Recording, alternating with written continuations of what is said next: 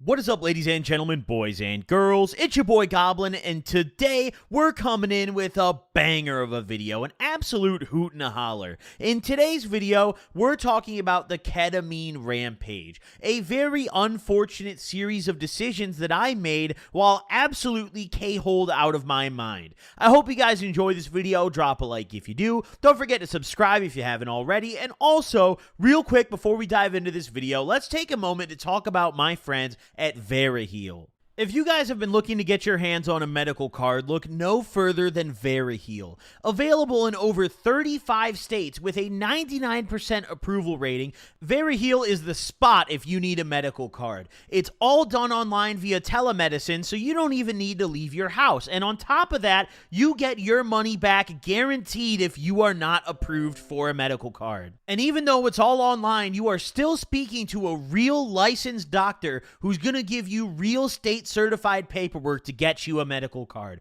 So head over to VeriHeal using the link below and use code 30GOBLIN to get your discount today. VeriHeal helps hundreds of cannabis patients get their medical recommendations every day. So why are you waiting when you could be one of them? Head over to VeriHeal and use code 30GOBLIN. Big shout out to VeriHeal. Now let's dive into the video. Now this incident took place fairly recently, actually. This went down in about April of 2021, maybe March, late March, but it was around that time frame.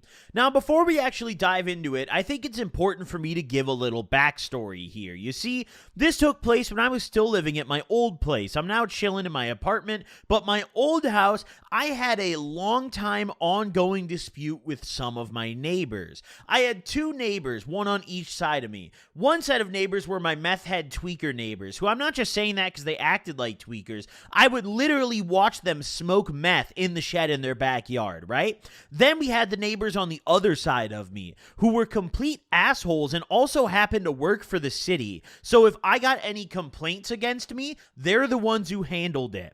I had an ongoing dispute with them. It all started one day. Well, at least I believe this is how it started. I'm not really sure when they started hating me. But at one point, I had some friends over, so I had parked my car out in the street in front of my neighbor's house. I didn't realize it would be a problem until the next day when all my homies were leaving and I came outside, and it's like my neighbors were there waiting for me. And they came out and they were pissed, and they were like, "You can't park in that fucking spot." And ever since that day, I had been getting a mountain of fines and complaints from the city about the most mundane shit. Like one time I was getting a new couch, so I put my old one at the end of my driveway for the garbage people to take. It was there for a couple days. I got a $400 fine in the mail for that from the city that I could not dispute, right? My grass, if it was even a centimeter, it was like they checked my grass weekly. If it was even a centimeter too long, I'm getting a notice in the mail for that. Every single possible infraction to the city code, I would get violations for. Meanwhile, my neighbors were literally smoking meth on their lawn, and that was fine, right? So my neighbors hated me, and I hated them. And we had gotten in a few arguments literally on the lawn. It was like a sitcom. I really felt like a middle-aged dad arguing with the neighbor I hate, you know? But the difference is, I was drugged up, and I was not a middle-aged dad. I might have the organs of a middle-aged dad from all the drugs I've done, but we're still kicking, baby. So either way, on this fateful day, it was business as usual for me. This was early 21, so I had a raging addiction to pretty much anything I could put in my nose. On this particular day, however, ketamine was the lucky winner. Ketamine was what I was ingesting pretty much all day long. And I remember I woke up pretty early. I woke up at like 9 or 10 a.m. on this day and just got straight to it. I had absolutely nothing better to do with my time. So I'm sitting at home and I'm home alone all day just fucking gaming and getting K'd out of my mind. And this was a daily routine for me at this point. It was either ketamine or coke or something like that. But I would always kind of teeter the line of getting K-holed. I wanted to be very, very fucked up, and I wanted to be talking a little slow and slurring my words, but I didn't want to lose control. So I would always just teeter that line ever so carefully, where I was feeling good, but I wasn't completely K-holed. However, as the day went on and I sat in my room literally doing nothing but ketamine, it got to the point eventually where I couldn't really feel very many of my limbs. Like, I was sitting there and I was thinking to myself, I was like, yo, I wonder, like, how many brain cells I fried at this point. You know, I felt completely disabled, ladies and gentlemen. And that's the thing with K. You know, I've noticed, at least with Coke, you go up and you go down. But with K, it's like, even if you space out your lines or your bumps for the day, I almost feel like there's this little buildup, you know? You're just slowly getting tranquilized, whether you realize it or not, you know what I'm saying? And it kind of catches you off guard and kicks you in the ass sometimes. This day was no exception. I got caught off guard and the K snuck up on me, and by like 3 p.m., I was pretty much bedridden. So I'm chilling out, you know, I'm vibing, and I had moved to my bed, and I'm playing some games, and I'm doing this K, and I'm not even really smoking very much weed. I mean, the weed wasn't really doing it for me at this point. I was still a stoner. Like, I smoked, don't get me wrong, but the weed wasn't doing it for me. I wasn't really smoking weed to get stoned at this point. I was more so smoking weed because I like the feeling of smoking, you know? Like, I wanted a little kicker in my lungs, you know what I'm saying? Because I couldn't feel anything else off the K, so let's try to feel something in my lungs. So I'm smoking up, I'm feeling good, and I'm starting to slow down on the ketamine a little bit because I realized that, like, I actually probably am K-holed at this point.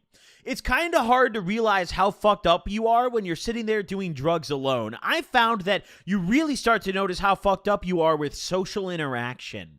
So the first thing that I did was I hopped on my phone and I called up the homies, right? I just started ringing motherfuckers up, dude. And people were not picking up until finally Kyle picked up. So I'm talking to Kyle and I'm rambling on, and this guy says to me, he's like, yo, what the fuck are you saying, dude? And I realized at that point, I was like, yeah, okay. I probably am way more close to the K-hole than I realized. You know, like, hey, maybe we need to chill a little bit. But I was feeling fantastic. I had also developed quite a tolerance at this point. I had a habit of mixing ketamine and coke, as well as Molly and coke. I would mix anything with my blow. So I was just ingesting copious amounts of ketamine almost every day.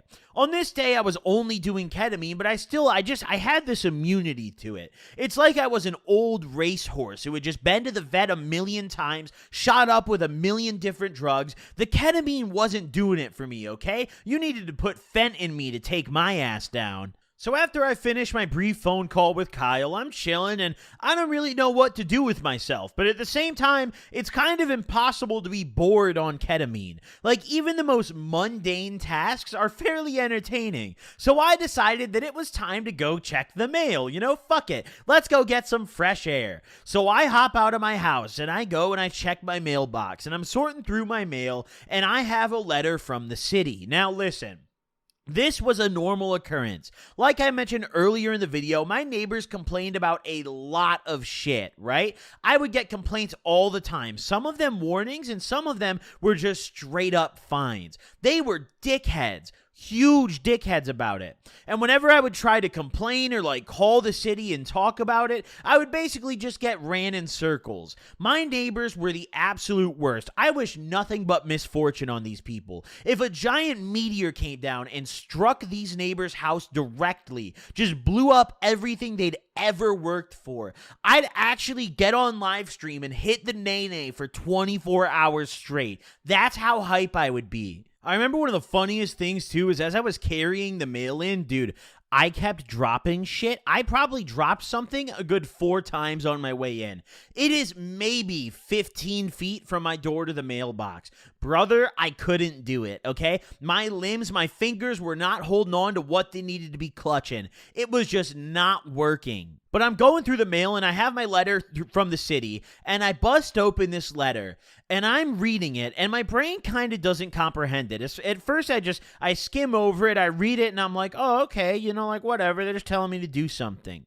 And then it's like it clicked a few seconds later. It's like my brain was just lagging a little bit. 300 ping, my bad. But it clicked and I was like, wait a minute. And I fucking read it again. And it was a fine for my lawn. This was probably like the 6th fine that I'd paid for my lawn. Now listen, I did not have a full-on lawnmower. The reason being is for some reason my landlord thought it would be beautiful and decorative to put a bunch of rocks and shit in the lawn and put a bunch of bushes in detail, right, in the yard, the backyard and the front. So using a normal lawnmower is not really going to work for the majority of the yard. So I would get fucked up. I'm talking like drunk, coked up, whatever I had available in my arsenal. I would get out there and I would mow the lawn with a weed whacker for like 5 hours straight and remember almost none of it, you know? Like I would take literally just a fistful of whatever drug I had, whether it was some Zans. The Zans were real good for the weed whacking because you couldn't really I feel like my arms wouldn't get tired off the Zans. Like I'd just be out there holding that weed whacker forever, dude. It was wonderful. But I would do the shit by hand, and I took pride in my fucking weed whacking, okay? Like, I did a good job, all right? I didn't have any other fancy equipment. I wasn't spending money on that shit, and I also wasn't going to spend money on gardeners, so we were in a bit of a predicament. But either way, eventually we did just get gardeners to start coming out and doing the lawn, because I got sick of it. I said, you know what? Fuck it, dude. Just pay him, you know? It was like $100 a month. Just fucking pay him. Fuck it, you know? But either way, the reality of this letter hits me, and I'm reading it, and I realize that this is another $200 fine for my lawn, and this was the final straw. I had gotten into, about a week prior from this day, I'd gotten into a nearly shouting match with one of my neighbors because they started saying shit to me as I parked up and was bringing groceries in. I don't remember exactly what they were saying, but they were saying some stupid shit, so we were going back and forth on the lawn. So I was fired up, and the ketamine gave me that extra courage that I needed and a little bit of that rage that I needed to actually get out there and do something about it.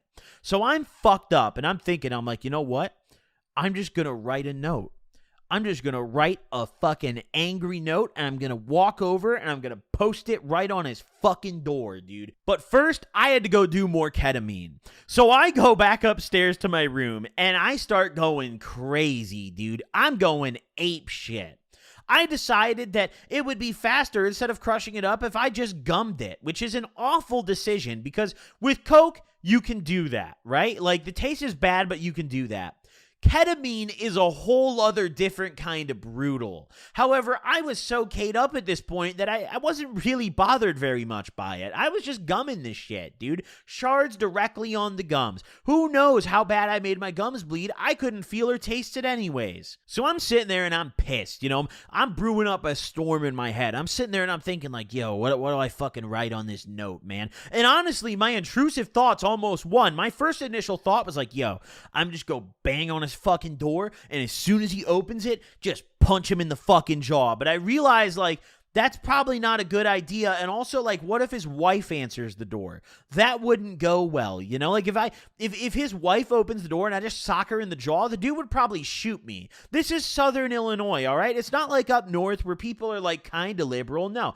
Everyone has guns, and everyone attended the anti-vax rally in my town. So I'm sitting there, and I'm just thinking of what to write. And I start looking around for paper. Now, this took me a very long time.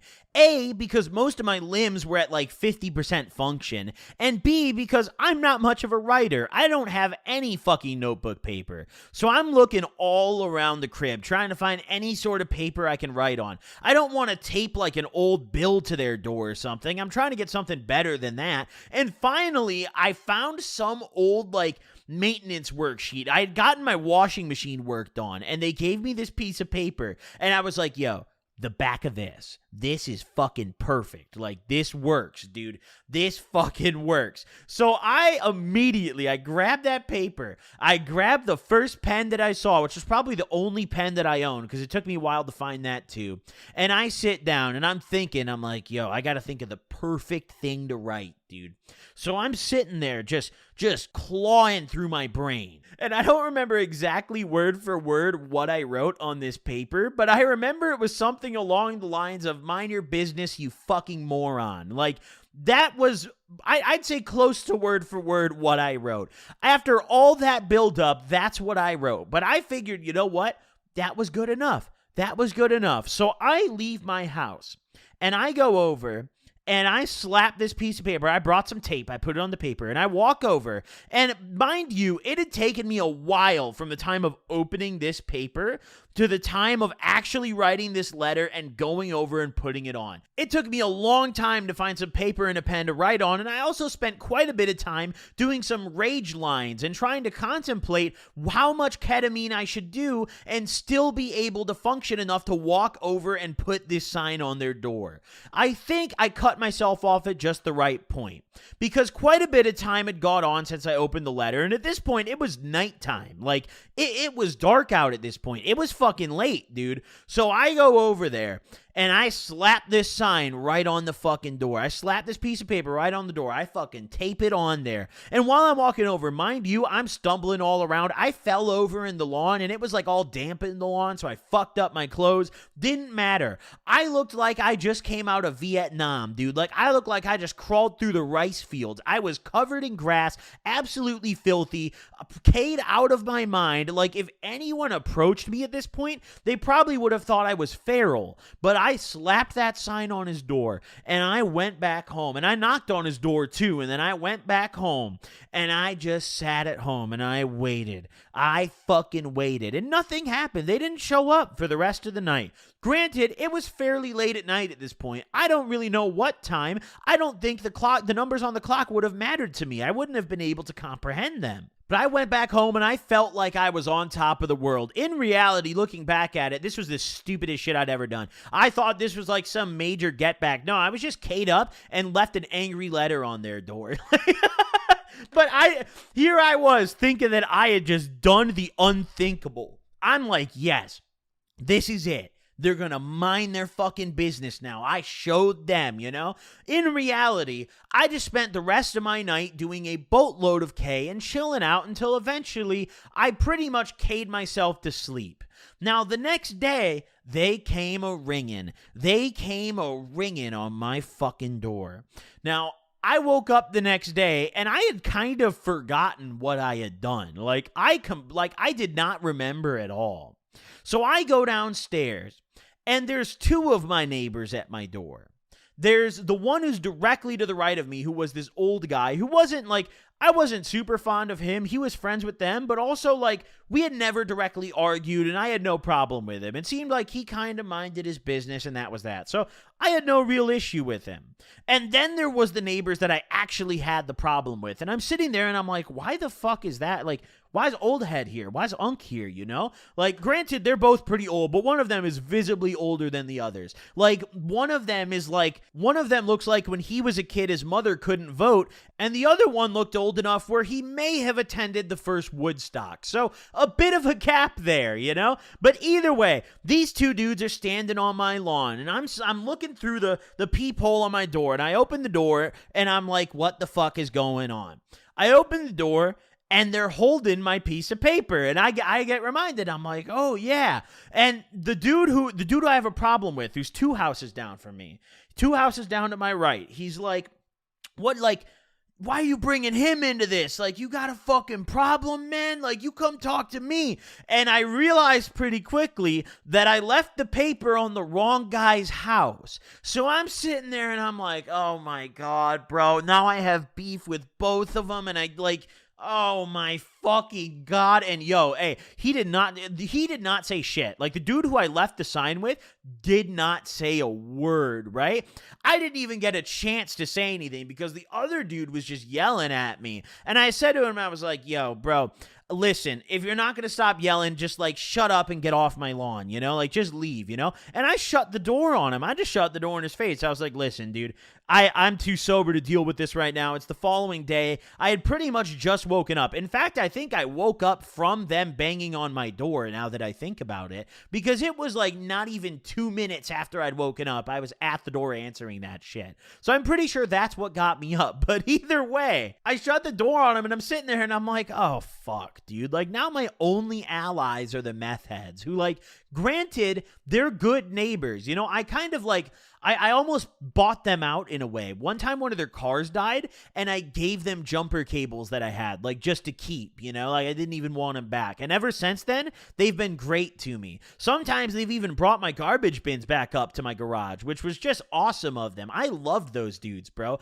They could smoke tweak on my lawn. I wouldn't have minded. I mean, granted, like, sometimes they were awful neighbors and very loud, and they like to light everything in the vicinity on fire. They literally approached me one time and asked for my cardboard because they wanted to burn it in their backyard. And they would start fires at like 6 a.m. They would just be in the yard tweaking at 6 a.m. on like a Wednesday, lighting cardboard on fire. Really entertaining stuff. But either way, we're completely off topic here. So I close my door, and they're still banging on it, and I just fucking ignore them. I'm like, yeah, just fucking leave these guys on the lawn. And I'm sitting there thinking to myself, I'm like, yo, what the fuck was I on yesterday, dude? Like, what was I doing? This made it so much worse, bro. And it did make it much worse. After this, there was a lot more neighbor beef, bro. Like, I'm talking a lot.